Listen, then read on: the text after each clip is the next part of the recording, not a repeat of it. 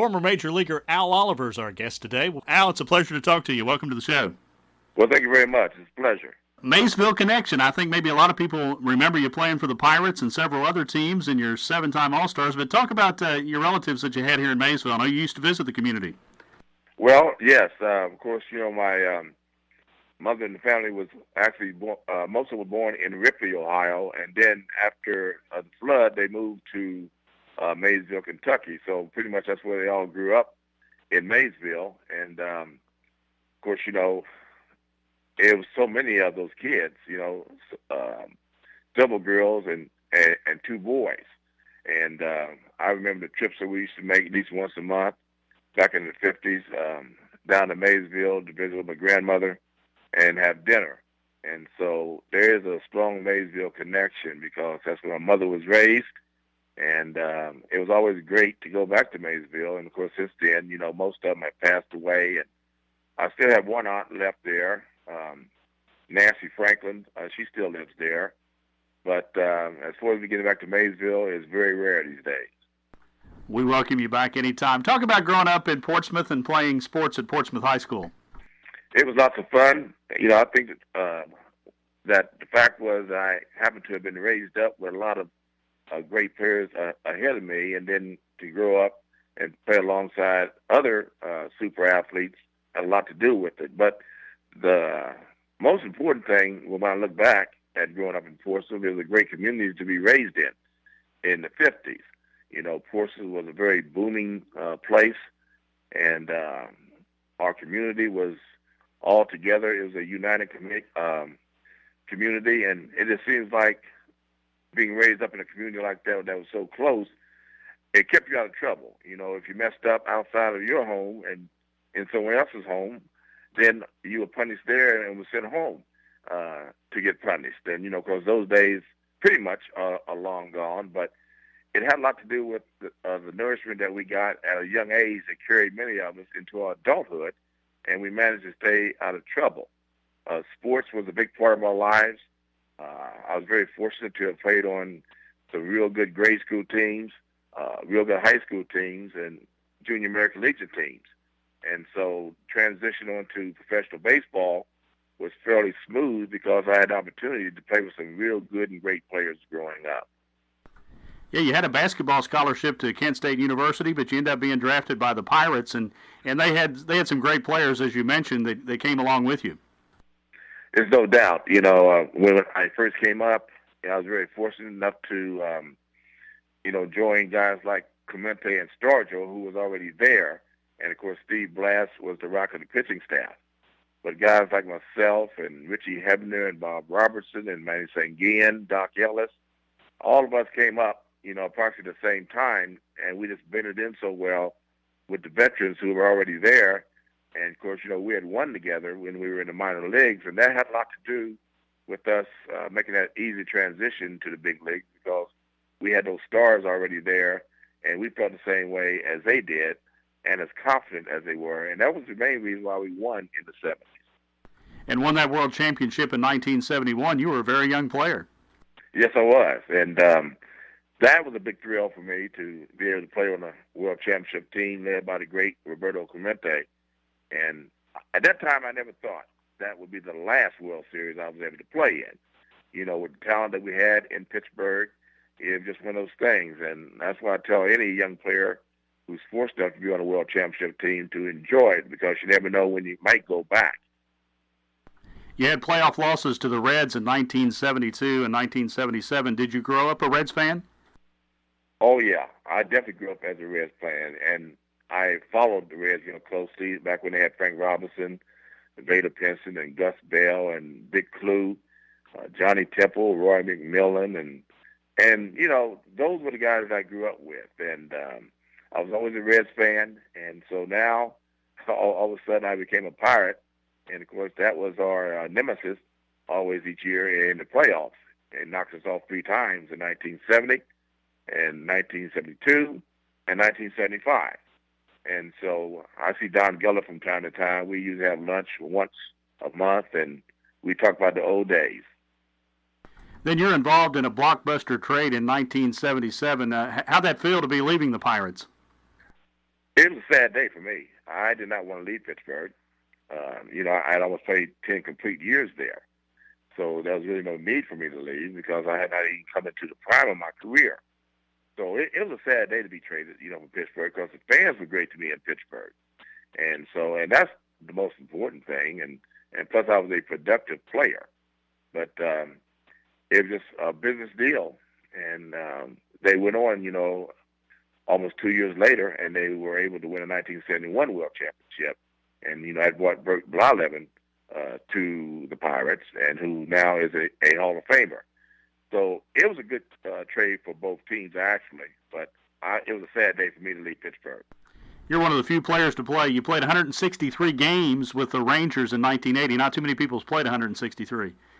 No, I was blessed pretty much my whole career. I was one of those players that really the only thing you needed to do with me was just to put me in the lineup, and I was very fortunate enough to stay away from injuries, any serious injuries.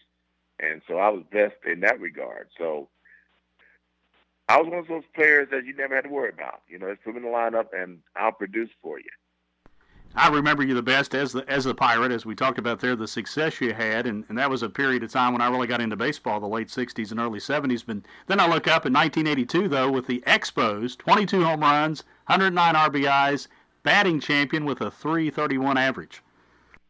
Yes, that was a very unusual year for me because not only did I have a real good year from an offensive standpoint, that probably didn't surprise many people, but the fact of the matter is I had to go all of a sudden back to first base, a position that I really hadn't played on a consistent basis really since 1969.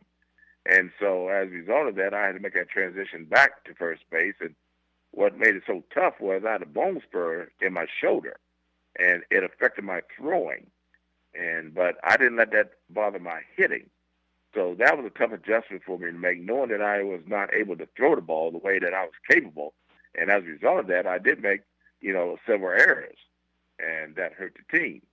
But I guess, swallowed the bullet and kept on going and came back the next year a much improved first baseman. And you got that nickname a long time ago, Scoop, for your work at first base earlier. Yes, when I was in minor leagues, I got that name in 1965 when I played at Gastonia, North Carolina. And in order to keep that name going, you had to have players to come up the ranks with you. And, of course, in 65, Bob Robertson and I were teammates. And then the following year, Richie Hebner was a teammate of mine. So that was the reason why I was able to keep that name going, and that was for my defensive ability at first base. Then the owners' collusion in 1985 forced your retirement and really cost you. You had 2,743 hits, and obviously you would have gotten to that 3,000 mark pretty quickly had you been able to keep playing. That is correct. And I feel that after the 1983 season when I was traded to San Francisco, from that time on is when my career started going downhill. Not me so much, but my playing time. And so that was a big block for me because, I was really shocked after being an everyday player. And then all of a sudden you're a platoon player all of a sudden. And so that happened in 84 and 85. And I should have seen the handwriting on the wall, but I just couldn't believe that they would do that to a guy who was a productive hitter and a good citizen. And 3,000 hits is a magic number for the Hall of Fame, and you came up short there. Still, hopefully the veterans will vote you in, but 3,000 is a magic mark, I guess. It is, and always has been.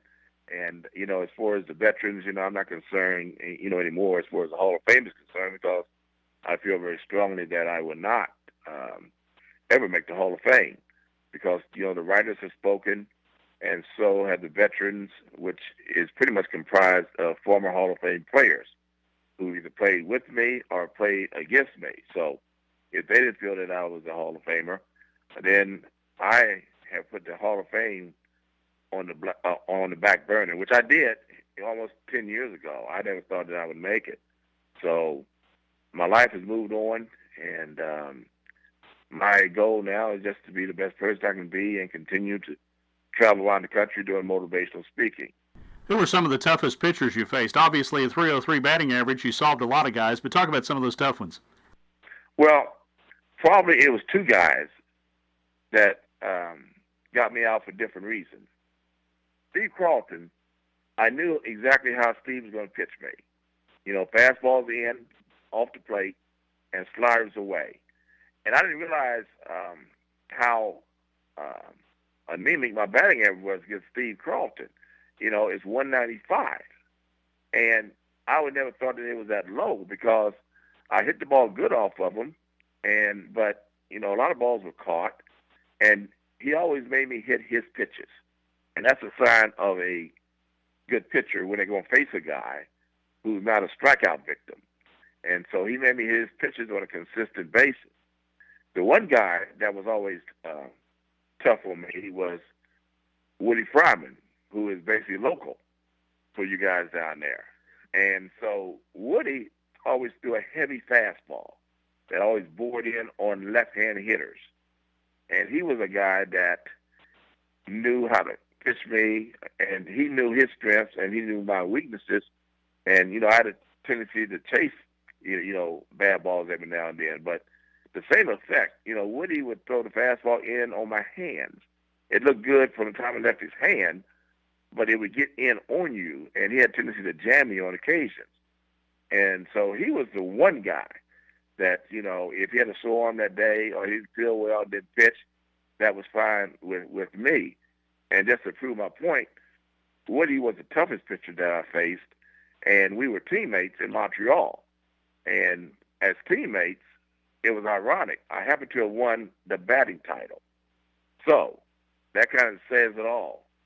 Woody Fryman and I were teammates, and I happened to have won the batting title. Didn't have to face him. Didn't have to face him. What about today's game? A lot of strikeouts. I think it was Sports Illustrated or somebody just a week or two ago talked about how the pitchers are dominating the game. They sure are. I don't know what's wrong with these hitters.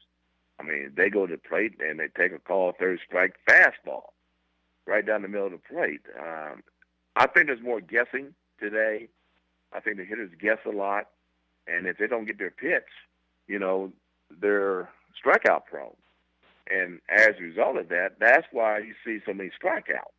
Whereas, you know, when I was coming up, you know, it would just hit the ball, whether it's fastball, curveball, a knuckleball, or slider. You know, we just hit the ball and geared ourselves for fastballs and adjusted something slower. That was the only way that most of us knew how to hit. What about how they step out of the box? If you watch on ESPN Classic back in your era, I mean, the guys were ready to hit the next pitch. I mean, now it's 20 minutes or 20 seconds between every pitch, and they walk almost back to the dugout. Yeah, you know, I watch some of the games, and I start chuckling to myself because I'm saying to myself, where are they going? I mean, I guess it's a different era and a different time. I guess they got to step out and walk back and just do a little thinking. And that's when we all get in trouble, is when we start thinking. And I think that's the reason why the pitchers are dominating, because all of a sudden they throw one good pitch and the hitters step out and they start thinking. That's why you see a lot of strikeouts. What about the instant replay? I know in the Reds and National Series this week, they had a 3.5-minute review and a 4-minute review, I believe, yesterday. Well, I've seen some games, and as far as the replay, the thing is really amazing to me, you know, why all the rule changes all of a sudden in all sports. You know, I think that they're probably better off leaving the way they had it. Now, I can understand a home run if that's questionable, things of that nature. I think that's very important, especially in postseason play. So, you know, I could do with or without it. But the one thing that I think should change is the designated hitter.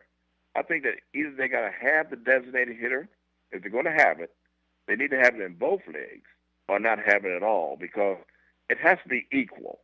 You know, come postseason time, what happens is, as we all know, things change. The National League all of a sudden has to get a DH. And I think it's really unfair when it comes out in the postseason. I think it should be equal playing ground. You were a 7-time All-Star, and now the All-Star team that wins decides the home field advantage for the World Series. That's kind of crazy to me. Yeah, I don't quite understand that, because I like to think the players always are putting out and trying to win. But it does put more emphasis on winning now in All-Star game, which, you know, I guess maybe that's the reason why they changed that rule, because maybe they thought maybe some of the players weren't being at their best during the All-Star games, but I still find that hard to believe. What about some All-Star game highlights for you? Well, definitely my first hit came in 1975 in Milwaukee, and then I was off Catfish Hunter, and it was a double that led the National League to a victory.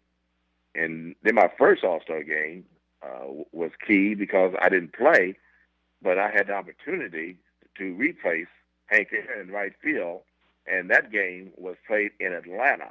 And Danny Murtaugh was our manager, and he told me to replace Hank Aaron once he goes to the outfield.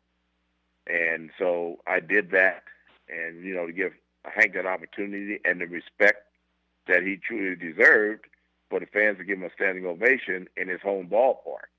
1982 was a real good All-Star game for me. I didn't start that game. Pete Rose started at first base, and so I got several hits in that game.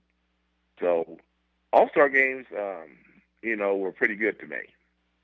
What's your feeling about Pete and the Hall of Fame? Well, I feel, because we all know what he did now.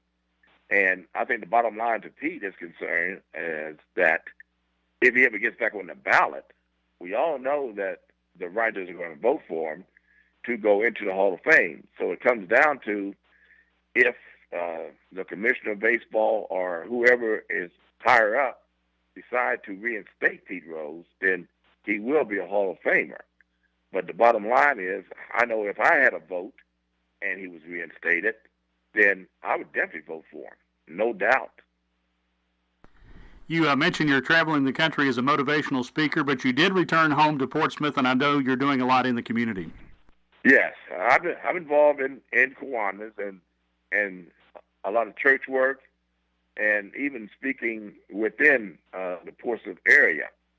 So I'm heavily involved in the community and helping out young people, senior citizens, and veterans. Those are the three areas that I concentrate on. So it's good to be back home. It's not as active as it once, was, but I'm a low maintenance person anyway. I don't need a whole lot of things, just the basic things, and I can go from there. Al, it's been great talking to you. We enjoyed watching your career, and if you're in Maysville, stop by and see us. That sounds good to me. Thanks. Former Major Leaguer and seven-time All-Star Al Oliver. Again, his numbers, 2,743 hits, a .303 lifetime batting average, and he led the league in hitting in 1982, .331 batting average. And I misspoke about those playoff losses to the Reds. They were in 1970, 1972, and 1975.